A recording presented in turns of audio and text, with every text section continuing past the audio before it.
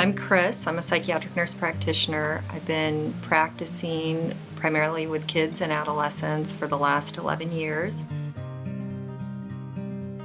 When an individual first comes into Viewpoint, one of the first things that happens is that they have a thorough psychiatric evaluation, and that consists not just of a meeting with the individual who's been admitted, but also reaching out to parents and getting as much collateral information from parents, and within the first few days also connecting with previous providers to get a sense of what their perspective is on what's going on, what treatments have been tried, failed, and what's been helpful.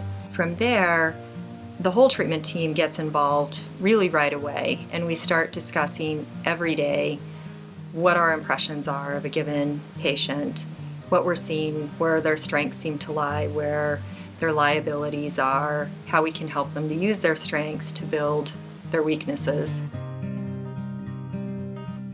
Oftentimes the chief complaint, the reason that a person comes into Viewpoint, it turns out that that's not often the actual problem. It's a manifestation of the problem, and if we can identify what the real problem is, then we have a much better chance of identifying exactly what kind of treatment is going to be needed.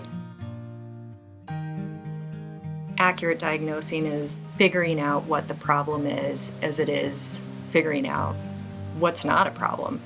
I really enjoy trying to understand the role of temperament and who a person is at a personality level, and trying to leave that well enough alone, and or using their personality as a tool to help them overcome the issues that are tied into their diagnosis.